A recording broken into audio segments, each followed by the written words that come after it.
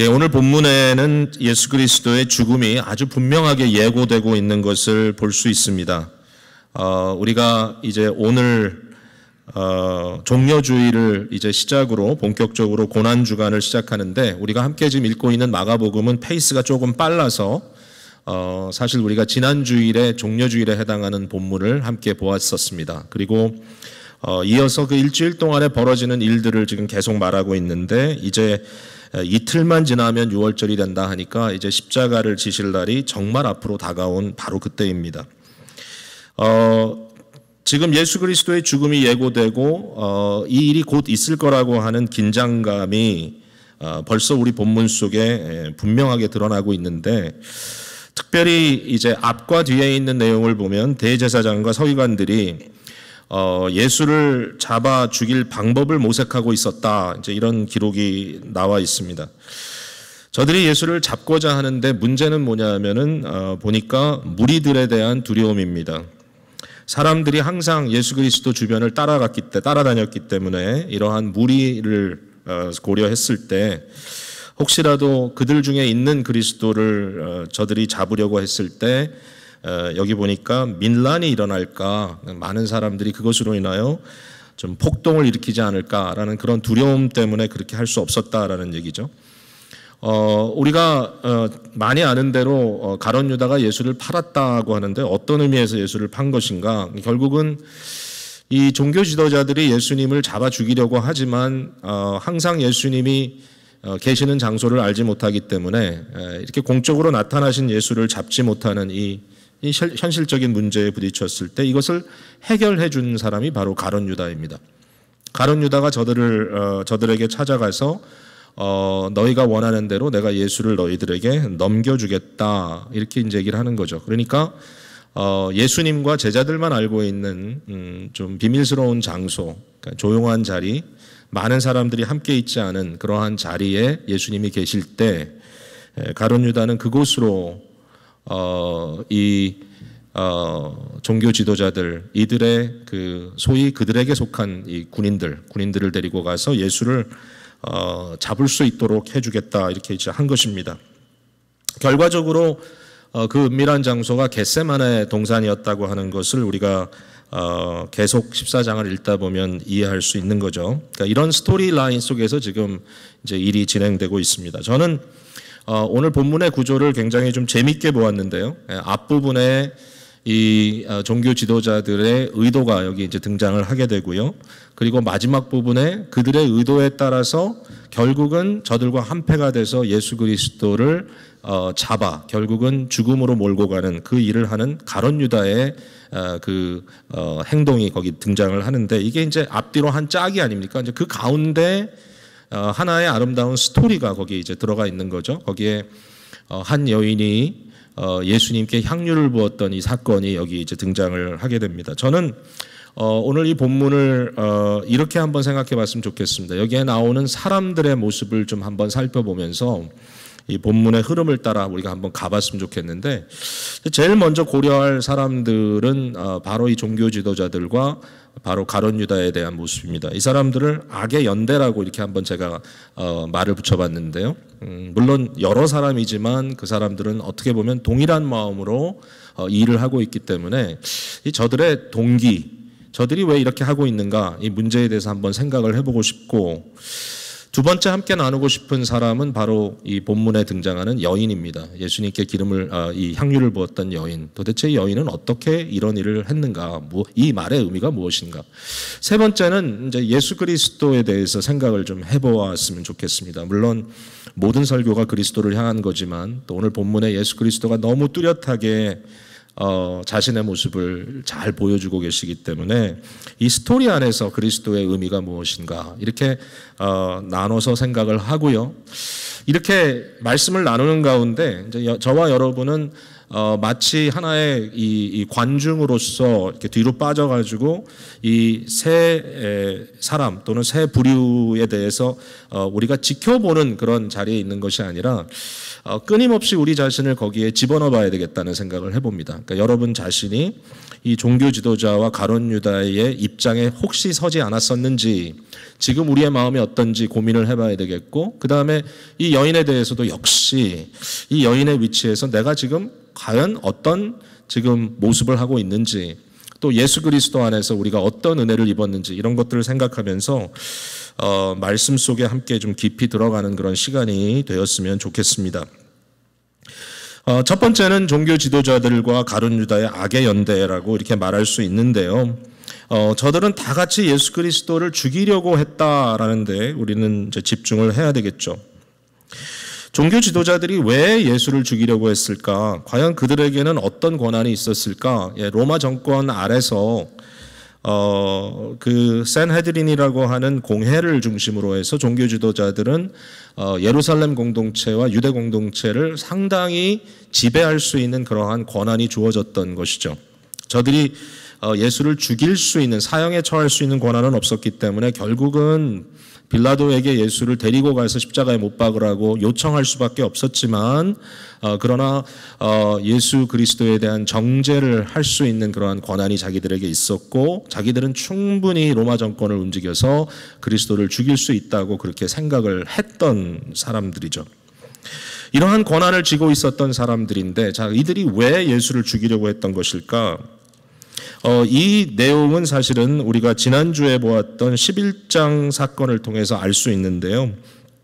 예수 그리스도께서 성전 뜰에 있었던 모든 장사치들을 몰아내시고 이 종교 마켓을 해산시켰던 성전 정화 사건을 생각해 보시면 아마 이해하게 될 것이에요.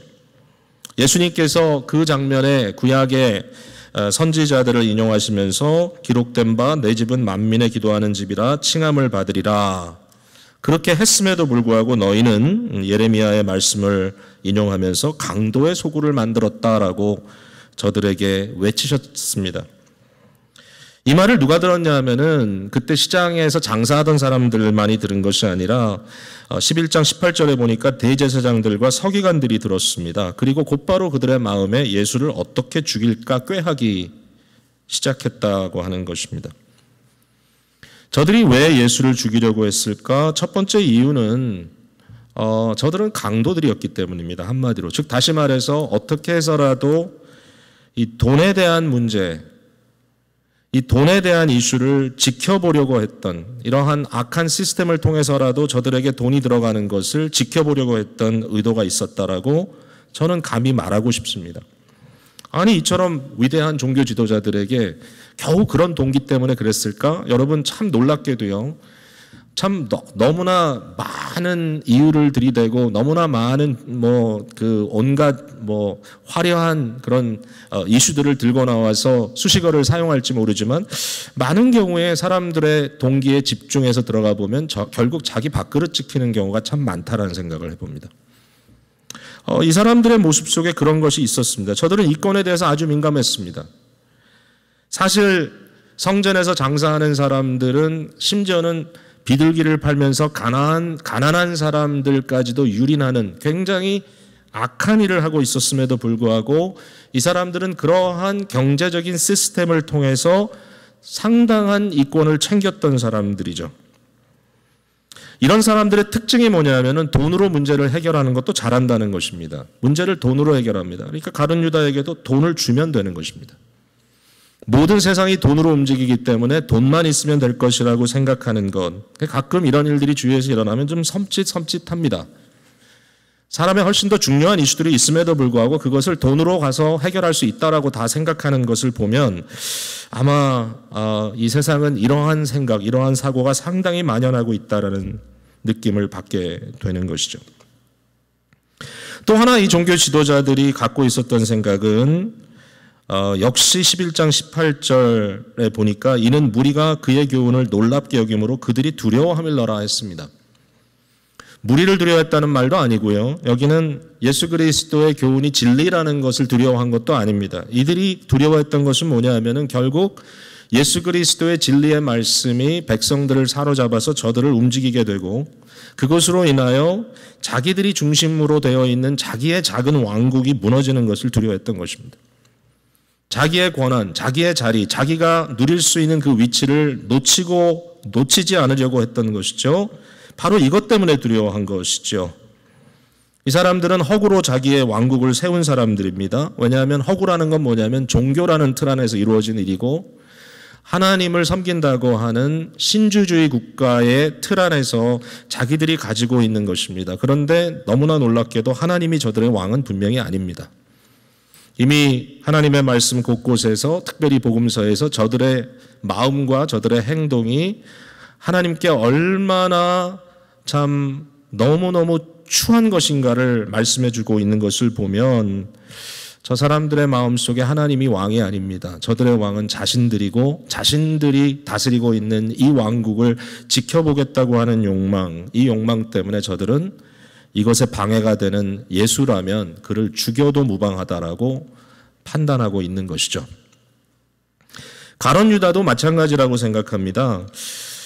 여러분 가룟 유다가 예수 그리스도를 3년 동안이나 쫓아다녔던 12제자 중에 하나라는 것이 사실 놀라지 않을 수가 없는 사실입니다. 이 자리에 계신 분들은 많은 분들이 리더들이시죠.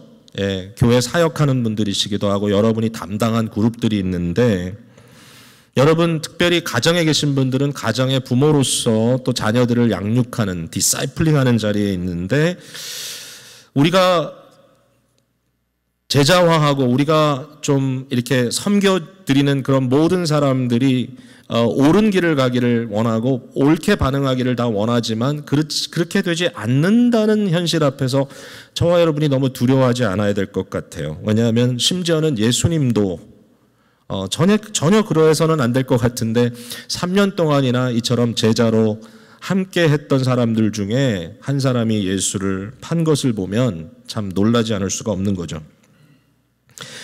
모든 복음서마다 특징이 있습니다. 근데 이제 마가복음에서 그려주는 가룟 유다의 모습은 아주 심플합니다. 복잡하지 않습니다. 마가복음은 이 가룟 유다의 어떤 그 마음 상태를 깊은 번민의 상태로 본다든지 특별히 그가 이 모든 일을 이룬 이후에 자책하고 후회하면서 죄책감에 사로잡혀서 심지어는 자기의 목숨을 끊는 장면들은 마가복음에는 등장하지 않습니다. 마가가 말하려고 하는 이 가룟 유다의 모습은 먼저 말했던 종교 지도자들과 정말 다를 것이 없습니다. 동일합니다. 마가의 문제는 뭐냐면은 돈을 사랑하는 자라는 것입니다. 바리새인들을 돈을 사랑하는 자라고 성경이 말하는 것처럼 가룟 유다의 모습은 돈의 문제라고 말하고 있어요. 그의 타이틀은 뭐냐면요. 14장에 있어서 가룟 유다는 그리스도를 파는 자입니다. 그리스도를 파는 자. 이 판다라는 말이 여러 번 등장합니다. 18절, 21절, 41절, 42절, 44절. 심지어는 44절에는 유다라고 안 하고 예수를 파는 자가 이렇게 설명을 하고 있는데 여기에 예수를 판다라는 말은 내어준다라는 뜻입니다. 아주 심플하죠. 그죠? 내어준다, 건네준다. 그러나 이 말 속에 함의되어 있는 것은 돈을 받고 내주는 이러한 일종의 트랜잭션의 의미가 여기 담겨져 있기 때문에 우리 한국어 성경은 이것을 그냥 한마디 판다라는 말로 이렇게 번역을 해주고 있는데 전혀 잘못된 번역이 아니다라고 생각을 합니다. 오늘 이제 그 중간에 나오는 스토리 중에도 이 여인이 이 값비싼 향유를 부었을 때 이것에 대해서 굉장히 화를 내는 그런 이제 이야기가 거기 등장을 하는데 여기에 누가 그렇게 했다라는 설명이 나오지 않죠. 근데 그 요한 사도는 요한복음에 있어서 이것이 가룟 유다였다고 이렇게 얘기를 합니다. 왜 이렇게 허비하느냐 이렇게 따지고 이야기한 사람이 가룟 유다였다 그러면서 하는 말이 이는 가룟 유다가 가난한 자들에 대해서 관심이 있었기 때문이 아니라 그는 도적이라.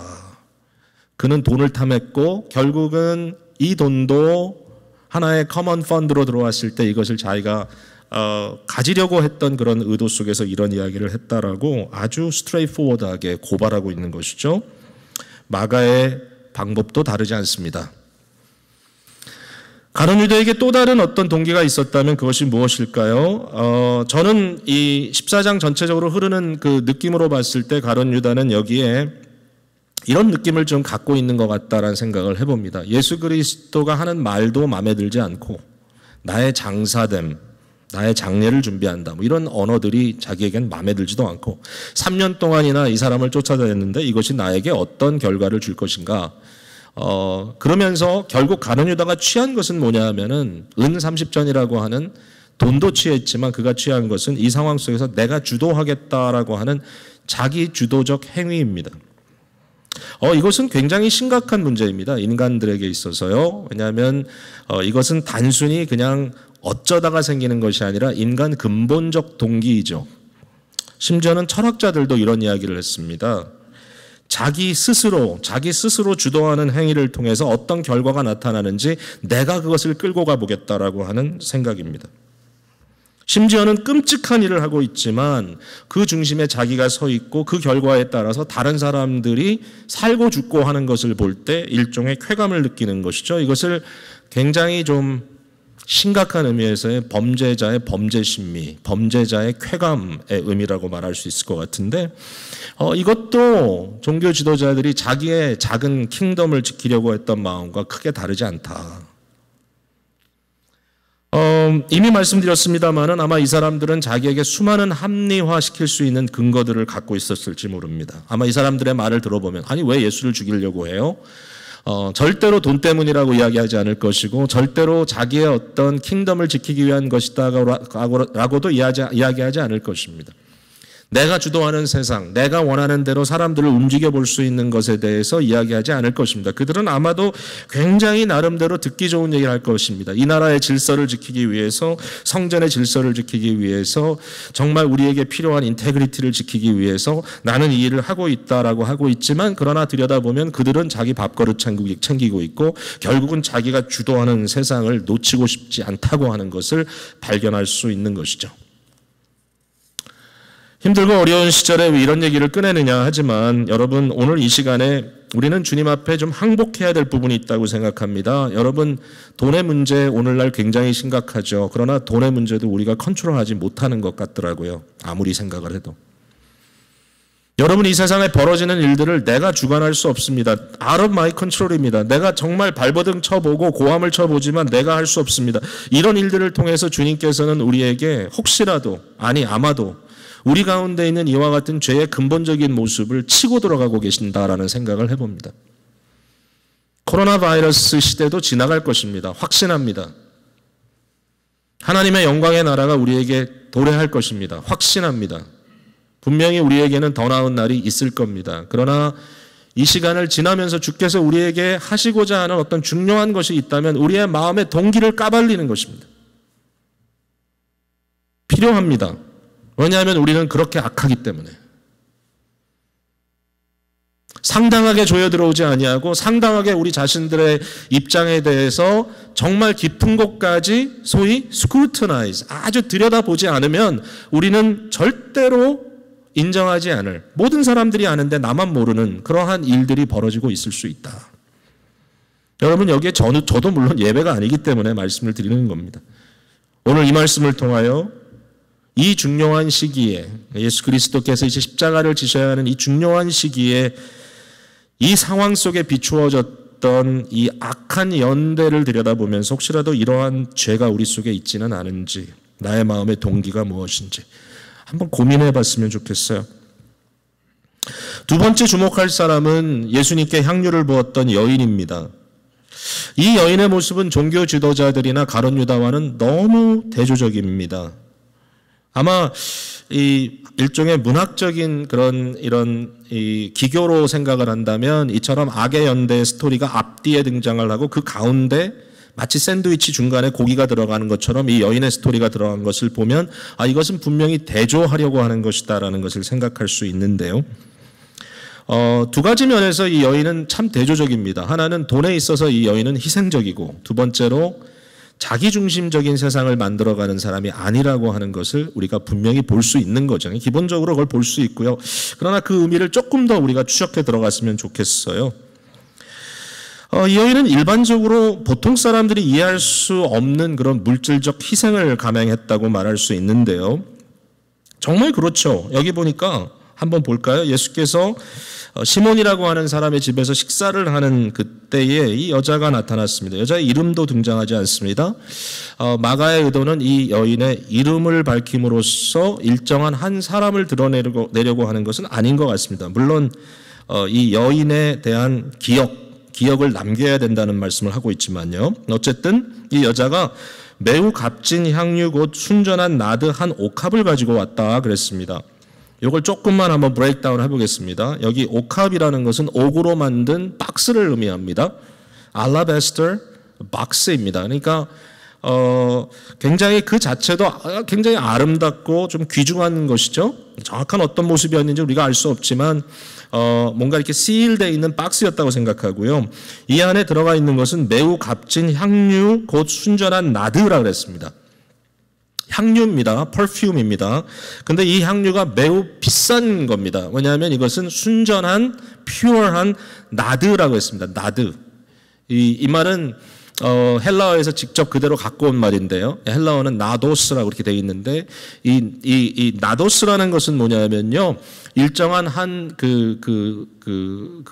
이 나무를 의미합니다. 나무. 근데 중요한 것은 이 뿌리입니다. 뿌리. 이 뿌리 부분에서 이 extract 되는 이 뿌리를 짜서 나오는 그 액체가 너무너무 아름다운 향을 만들어내는 그러한 굉장히 귀중한 것이었죠. 그러니까 여기에 이것이 퓨어한 나드였다라는 말은 뭐냐면 물타지 않은 100% 이 나도스라고 하는 나무 뿌리에서 짜낸 그 액체로 그 옥합을 채웠던 그러한 물체였다라고 하는 거죠. 그러니까 그 자체를 여기서 말하고 있는데, 자, 이 여인이 이 옥합을 깨뜨렸다라는 것이 굉장히 중요합니다. 그러니까 어떻게 깨뜨렸는지는 잘 모르겠어요. 여러분, 이 옥으로 만든 함을 어떻게 깨뜨렸을까? 씨를 브레이크했단 말인가? 근데 여기 이제 중요한 의미는 뭐냐면 이걸 깨뜨렸다는 말은 다시 주워 담을 수 없다는 얘기죠. 아니면 남길 수 있는 상황이 아니다. 이처럼 값비싼 향유라면 씨를 했더라도 굉장히 타이트하게 했을 겁니다. 냄새가 나가지 않기 위해서. 그걸 브레이크했을 때 이제 더 이상 이 향유를 보관할 수 있는 상태가 아니었다. 그러니까 완전히 향유가 쏟아져지도록 그것을 예수의 머리에 부었다는 것은 결국 머리에서부터 온몸에 흘러내리도록 했다라고 하는 것을 말하고 있는 것입니다. 머리 빠른 사람이 계산을 했습니다. 가룟 유다였겠죠. 하는 말이 뭐냐면은 화를 내면서 왜 이 향유를 허비하느냐. 이 향유를 300데나리온 이상에 팔아 가난한 자들에게 줄 수 있었겠도다. 이유는 화려하죠. 구제를 위해서 남겨두지 이것을 왜 도대체 이처럼 허비하느냐. 300데나리온이라는 말이 들어오죠. 뭐 상식적으로 아시겠지만 성경을 읽으시는 분들은 이 한 데나리온은 로마 화폐입니다. 이것은 은으로 만든 은전입니다. 코인입니다. 근데 이 하나가 소위 말하는 기술직, 스킬드 레이버러가 하루에 벌 수 있는 액수입니다. 이 하나가, 은전 하나가. 한 가지 여러분 또 연결해서 생각해 보세요. 여기에 요 액수의 은전 30개를 받고 가룟 유다는 예수를 팔았습니다.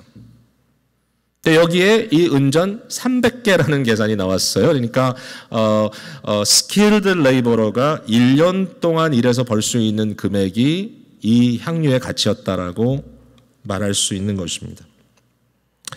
자, 이게 도대체 오늘날 따지면 얼마가 된단 말인가? 아마 미국의 기본적인 이런 시세로 봤을 때 아마 몇만 불, 우리가 조금 제너러스하게 일반화시켜서 잡으면 한 10만 불 정도. 아주 기술이 있는 사람이 벌 수 있는 그러한 스킬드 레이버로서 결과. 그 정도로 생각해 보죠. 여러분 어떻게 생각합니까? 만약에 누가 한순간에 10만 불 정도의 액수가 되는 향유를 한순간에 한 자리에서 누구에게 부어버렸다면 여러분 마음속에도 아깝다라는 생각이 들지 않겠습니까? 그래서 이 여인은 책망을 받았습니다. 조롱을 받았습니다. 이 바보 같은 사람아, 도대체 왜 이것을 이렇게 허비하느냐?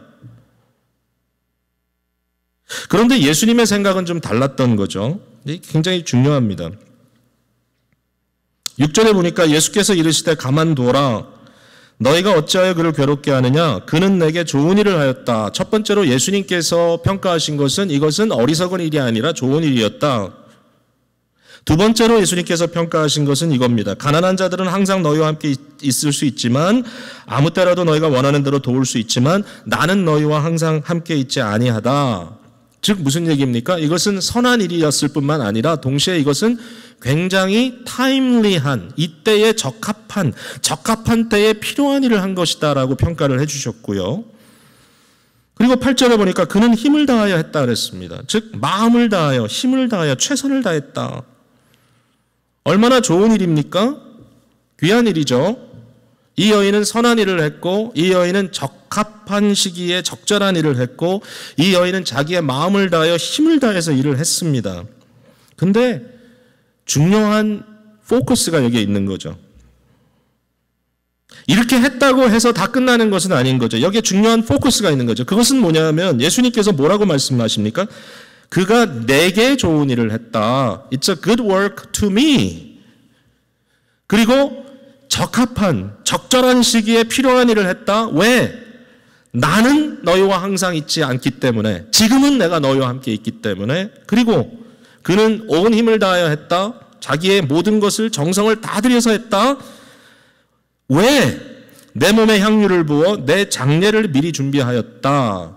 결국 포인트는 뭐냐면은 이 모든 것 속에 예수님의 말씀은 단순히 이 여인이 좋은 일을 했고 적절한 시기에 했고 그는 열심을 다했고 그런 말을 하는 것이 아니라 이 모든 것을 했는데 그것은 내게 한 것이다. 즉 모든 것의 초점이 예수님께 있었다라는 것이죠. 이거 굉장히 중요합니다. 이 여인의 행동이 이해되기 위해서 예수 그리스도가 그의 눈에 어떻게 비춰졌는가가 굉장히 중요한 거죠. 이것은 우리에게도 동일합니다. 여러분, 왜 이 여인이 부어내었던 이 10만 불 가치가 되는 이 향유가 아깝다라고 하는 생각이 들었을까요? 왜냐하면 우리는 향유에 집중하고 있고요. 심지어는 이 여인의 행동에 집중하고 있기 때문입니다. 우리는 대부분 생각할 때 이 여인의 행동은 참 헌신된 행동이었고 참 희생된 행동이었다라고 말하고 싶죠. 그것이 사실이니까. 그러나 그것마저도 허락되지 않는 구절이라고 저는 생각해요. 이 구절이 주는 포커스는 절대로 향유에 집중돼서도 안 되고 그 향유를 드리고 있는 여인에게 집중돼서도 안 되는 부분이 있는 겁니다. 왜냐하면 그것만 가지고 봤다면 이것은 어리석은 일입니다.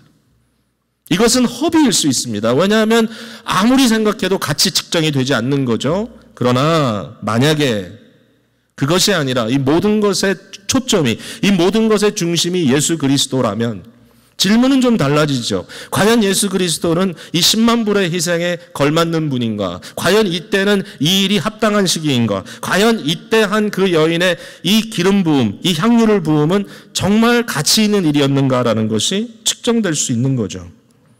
그 질문을 해봐야 됩니다. 내가 하는 모든 것에 대한 대가를 측정할 때요. 사람들은 너무나 나의 어떤 행동에 대한 이 컴펜세이션, 대가로 계산하는데요.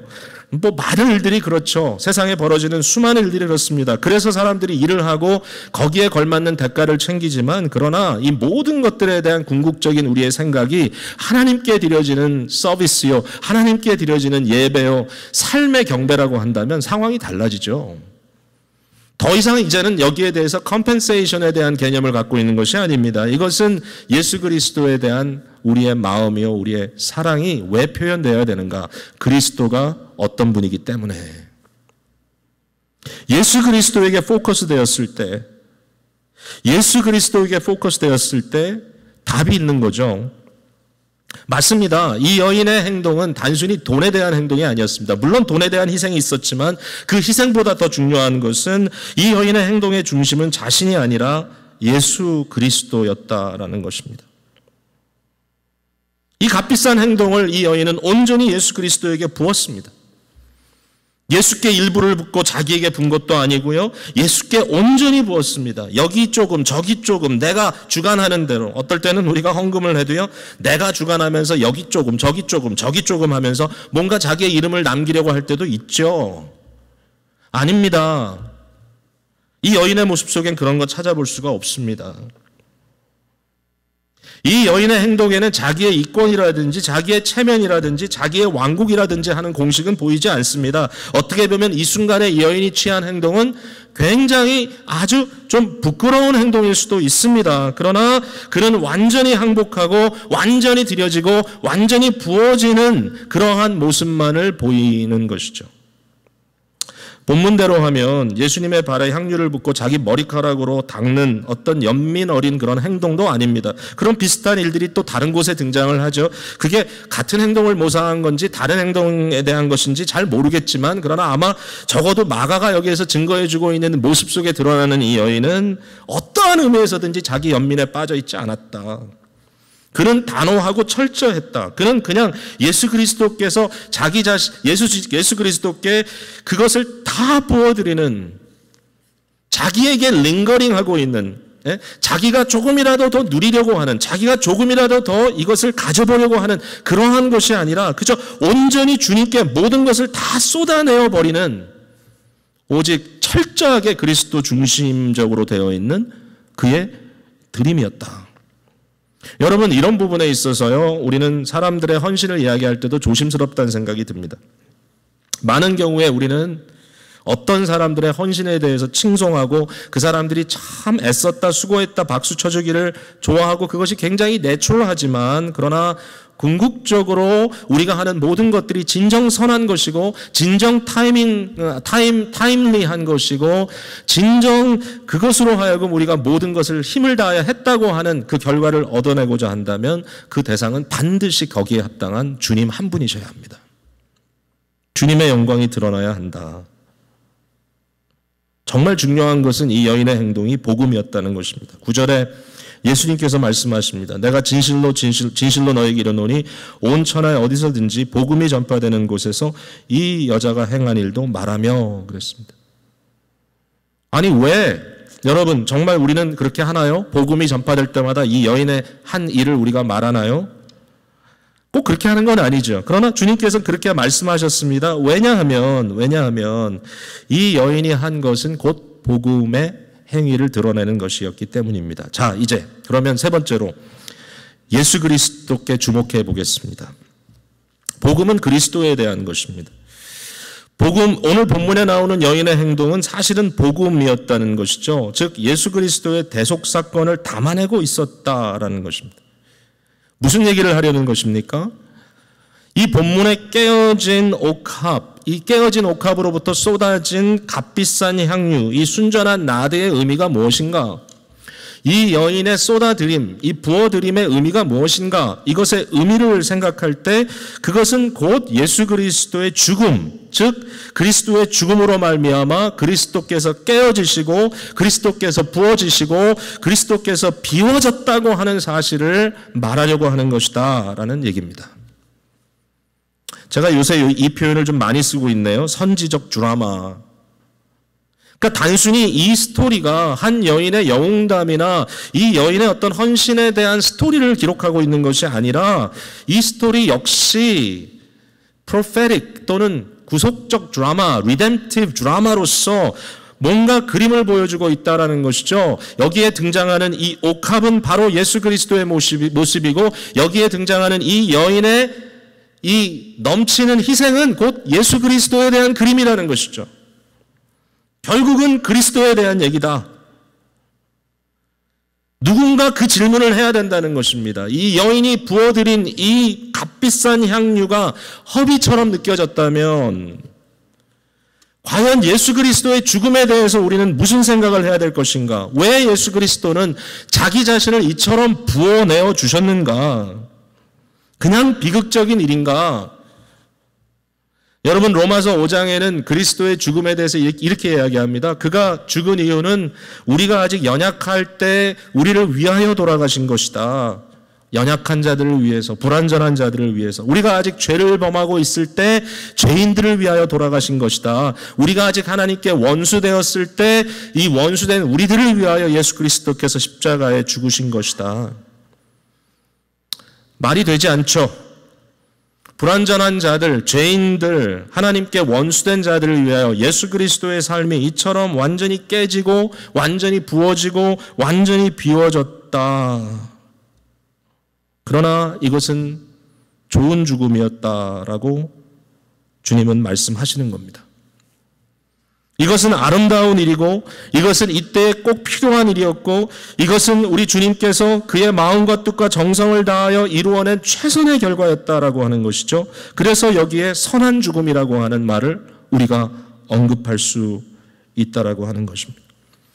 선한 죽음이라는 말은 좀 모순적으로 느끼죠. 어떻게 죽음이 선할 수 있는가? 그러나 예수 그리스도의 죽음은 선한 죽음입니다. 왜냐하면 그는 자기 자신을 희생함으로 수많은 생명을 살리셨기 때문입니다. 예수 그리스도의 죽음을 설명할 수 있는 중요한 근거는 유월절 어린 양입니다. 14장은 유월절 어린 양 잡는 날에 벌어지는 일을 또 우리에게 말씀해 주시고 계십니다. 예수께서 제자들과 함께 유월절 음식을 먹으면서 드시면서 또 제자와 함께 먹고 마시면서 그때에 예수님께서는 성찬을 제정하셨습니다. 떡을 떼어주며 이것은 너희를 위하여 찢겨지는 나의 몸이다. 잔을 가지시고 저들에게 주시면서 이것은 많은 사람을 위하여 흘리는 나의 언약의 피다. 바로 유월절 어린 양의 이미지죠. 유월절 어린 양. 유월절 어린 양은 어떤 경우입니까? 여러분 너무나 잘 아시지만 출애굽 사건이 벌어지는 바로 그때에 10가지 재앙 중에 마지막 10번째 재앙, 그 10번째 재앙이 내렸던 그 사건을 기억하는 것이 바로 유월절입니다. 모세를 통하여 명령하셨습니다. 각 유대인들은, 각 이스라엘 사람들은 이 마지막 재앙을 피하기 위하여 그들이 해야 될 일이 있다. 그들은 흠없는 어린 양을 취해야 합니다. 가족 단위로 가족 숫자가 너무 적을 때는 적어도 한 2가정 이렇게 모여서 그러나 거기에 필요한 어린 양을 선택해야 됩니다. 흠없는 어린 양입니다. 이 어린 양을 선택했다면 이 어린 양을 함께 집에 데리고 5일 동안 함께 지내야만 합니다. 그 당시 시대는 아마 사람들이 이러한 짐승들과 굉장히 가까이 살았던 시대라고 생각하는데요. 그러나 특별히 자기 집에 자기 안에 그것을 들여다놓고 5일 동안 함께 지내야 된다는 말은 이 어린 양과 이 가족과의 유대 관계가 필요하다는 것이죠. 깊은 아이덴티피케이션이 필요하다. 그런데 마지막 날 저녁 해가 어두워질 때 이 양을 잡아야 합니다. 단순히 양을 잡는 게 아니죠. 여러분 너무나 잘 아시지만 이 양의 피를 담아서 문설주에 바릅니다. 그리고 그날 밤 온 식구들이 함께 모여서 이 어린 양을 구워 먹습니다. 여러분 이게 그냥 집에 모여서 그냥 바베큐 하라는 의미일까요? 아닙니다. 내용을 들여다보면 굉장히 참 자극적입니다. 어린 양을 다 먹어야 합니다. 그날 밤에. 고기만 먹는 게 아니면 고기로 먹을 만한 부분만 먹는 게 아닙니다.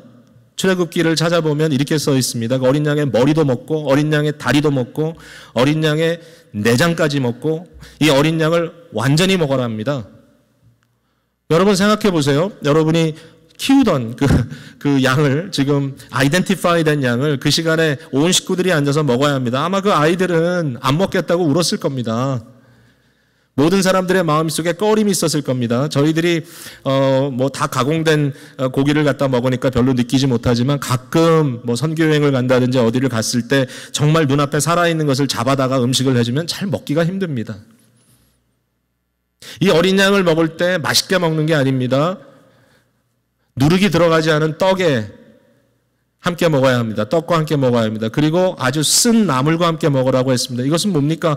이 먹는 것은 절대로 맛있어서 먹는 게 아닙니다. 그러나 이것을 먹으면서 꾸역꾸역 입에 집어넣고 씹고 또 씹고 그것을 꾸역꾸역 삼키면서 끊임없이 이 말에 이 지금 상황의 의미를 생각해야 된다는 거죠. 이 양이 왜 죽었는가? 이 양이 죽은 이유는 바로 우리가 살기 위해서 죽었다. 예수 그리스도의 죽음이 선한 죽음이 되는 이유는 바로 그리스도께서 이와 같이 자기 자신을 온전히 부어주셨기 때문에 우리가 살게 되었기 때문인 것이죠. 자, 우리가 성찬을 받을 때 과연 이런 마음으로 받고 있는지 한번 생각해 봐야 할 것 같습니다. 온라인으로 우리가 예배를 드리다 보니까 이번 금요일에 굿 프라이데이 참 성찬 예배를 드려야 되는데 우리가 예전과 같이 성찬을 할 수 없다는 게 참 안타깝습니다. 그러나 한번 그 의미는 저희가 깊이 새겨봐야 될 것 같아요. 이번 금요일에도 우리가 한번 그런 생각을 해봤으면 좋겠습니다. 예수 그리스도를 우리가 그의 살을 먹고 그의 피를 마신다는 것이 어떤 의미인지. 말씀을 맺겠습니다.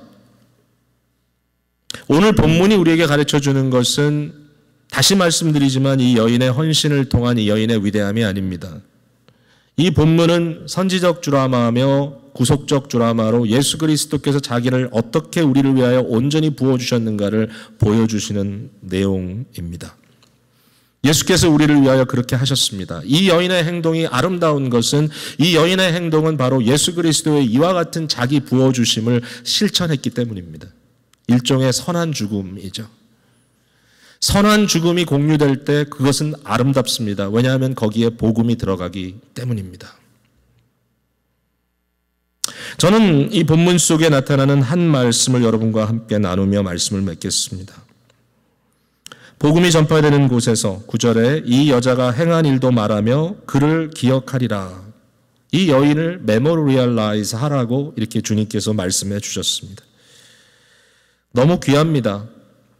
이 여인 자체가 위대하고 이 여인 자체, 그 희생 자체가 그 여인에게만 속했을 때 거기에 어떤 값비싼 의미가 들어가 있는 것이라기보다는 바로 예수 그리스도께서 자기 자신을 온전히 부원해 주시는 복음적 삶으로 이 여인을 덮어주었을 때, 즉 이 여인의 행동이 단순히 여인의 행동이 아니라 예수 그리스도를 향한 그리스도에 대한 그리스도의 행동이 되었을 때 이 여인은 너무나 고귀하고 위대한 자리를 차지하게 되었다고 하는 것입니다. 이것이 교회에 주신 예수 그리스도의 선물입니다. 이것이 그리스도의 신부라고 이름을 얻게 된 저와 여러분에게 주신 주님의 영광의 면류관인 것이죠. 굉장히 중요한 일종의 사이클로 계속 돌아가는 일입니다. 그러나 우리는 여기에 바로 깨달아야 합니다. 우리가 해야 할 것은 예수 그리스도의 선한 죽음을 드러내는 모든 것, 그 모든 것 속에 조금이라도 내가 취하려고 한다면 절대로 이것이 이루어질 수 없지만 그리스도께서 하신 것처럼 내려놓을 때, 이것을 베풀 때, 이것을 쏟아 부을 때, 이것을 비워낼 때 결국 내게 돌아오는 것을 생각하는 것이 아니라 온전히 쏟아 내놓을 때, 예수 그리스도의 복음의 역사가 드러날 때 우리는 그것을 통하여 놀라운 교회의 위대함을 경험하게 될 것이라는 사실입니다. 이것이 성도에게 주신 복음적 사명입니다. 오늘 이 시간에 저희는 어렵고 힘든 때일수록 더욱더 예수 그리스도의 복음의 가치가 얼마나 아름다운지를 생각하고 그 복음의 가치에 합당한 또 그것에 맞는 그것을 드러내는 선한 죽음으로 우리의 삶을 드릴 수 있는 저와 여러분이 되기를 주님의 이름으로 부탁을 드립니다. 기도하겠습니다.